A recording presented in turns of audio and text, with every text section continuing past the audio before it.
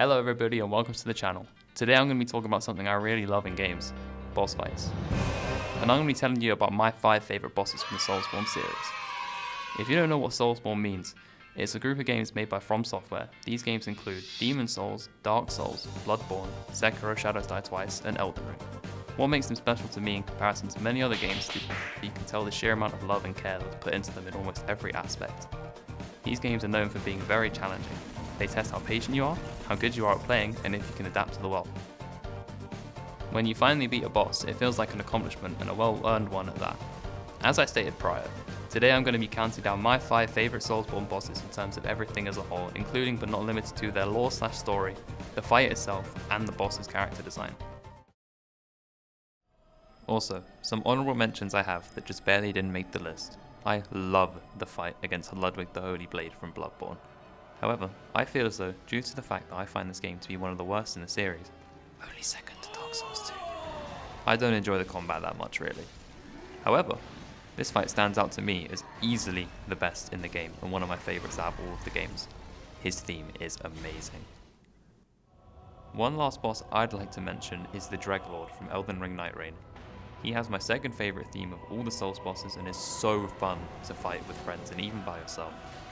I also really like Hjolstor, but I just like the Dreadlord more.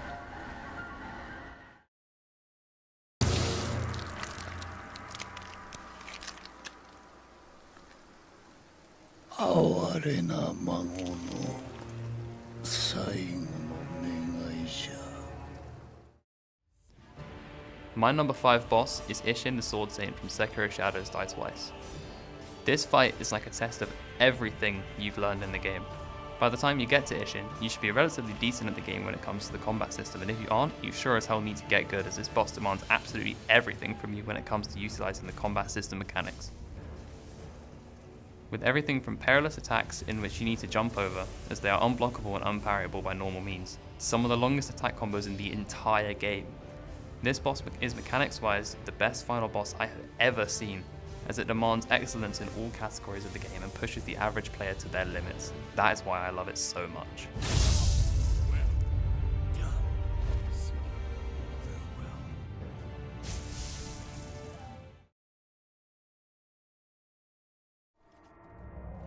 Mind you, the mantle of Lord interests me none. The fire-linking curse, the legacy of lords, let it all fade into nothing. You've done quite enough. Now have your rest.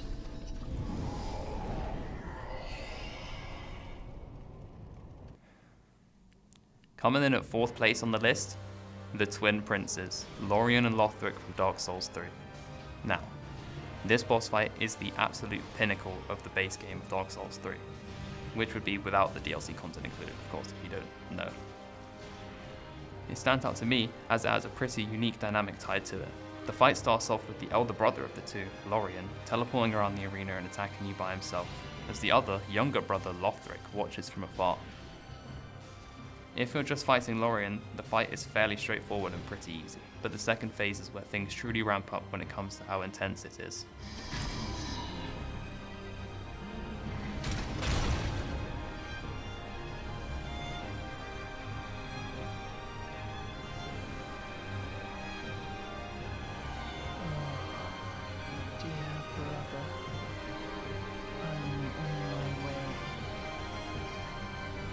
Although they are attached to each other, the game still treats them as separate entities with different health pools. The win condition here is finishing the younger brother's HP bar, as if you finish Lorien, the older brother's health pool. Lothric simply does an animation in which he revives the previously killed Lorien, giving you plenty of time to wail on him as he is helpless without his older brother protecting him. Beyond the actual fight itself, the fight is also emotionally powerful. The relationship between the two brothers adds a layer of tragedy and sadness to the battle that makes it feel far more meaningful than just another boss encounter. He is also the penultimate boss of the base game, which I find better than the actual final boss, which some people wouldn't agree with, but I think he's better.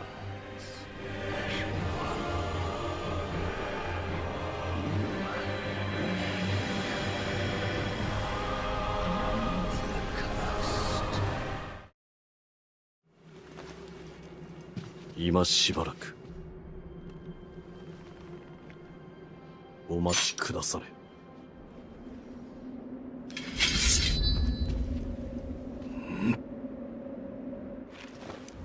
なるほどな。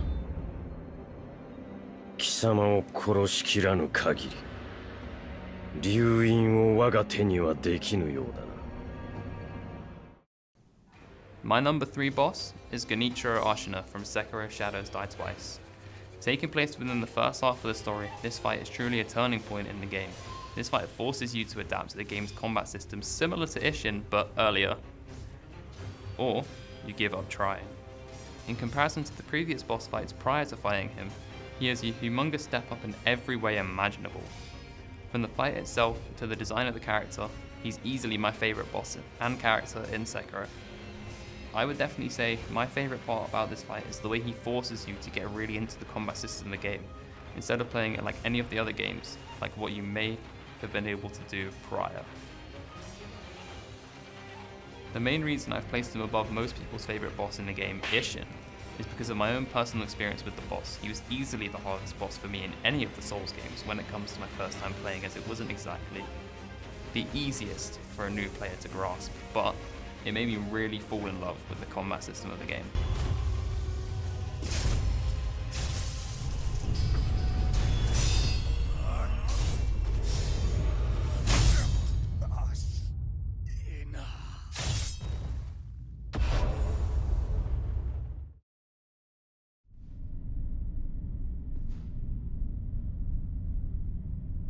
Mongrel intruder.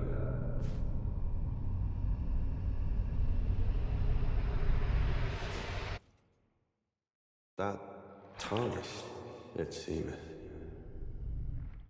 At second place on my list, I have Mesmer the Impaler from Elden Ring's DLC Shadow of the Erdtree. Mesmer is easily, without a doubt, the greatest boss in all of Elden Ring, and would be the greatest boss of the Souls series if it weren't for the number 1 spot being my favourite boss fight of all time. Mesmer is exceptional in almost every single way. The only part of this boss I would say is not exactly exceptional is the second phase, although I still find that part of the fight relatively fun. His birth was cursed by a dark entity, a serpent within him that threatened to subsume him, only known to us and Mesmer as the Abyssal Serpent. It's only restrained through Marika, his mother's intervention. She replaced his right eye with a seal of her grace.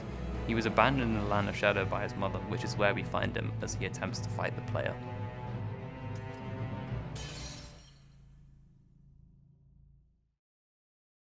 And now, last but not least, is my personal favourite boss, not just out of the Soulsborne games, but just gaming as a whole. It's Slave Knight Gale. I don't even know where to begin with this boss. He has easily my favourite character design in the entire series, with his red cape and his broken, destroyed sword being my favourite parts of his character design. What? Still here? And it that thing, your dark soul. His sword being broken and damaged explores and shows the fact that he has fought countless battles by the time we reach him and face off against him for the Dark Soul itself. Speaking of the Dark Soul, by the time you actually get to him, you two are the last living things alive in the entire world. You're two nobodies fighting over nothing at the end of time, and I feel like that really fits him being the final boss out of the entire series of games.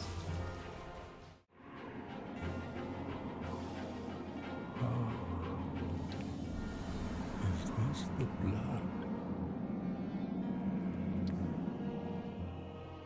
The blood of the dark soul.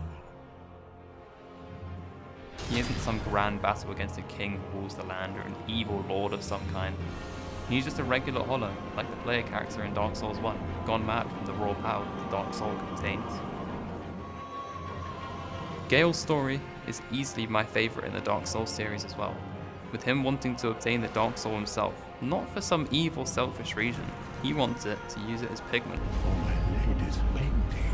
to create a new, peaceful world for everyone to live in. But, as stated before, the sheer power and strength the Dark Soul contains turns him into a feral, rampaging beast who is without a doubt the strongest boss that we face in the original trilogy to my knowledge. The fight against him is also extremely fun and is difficult, yet fair. When you die, you don't feel like you died to an unfair attack or got unlucky. When you die to Gale, there's a valid reason why you died, and you simply just need to get better at fighting him to beat him.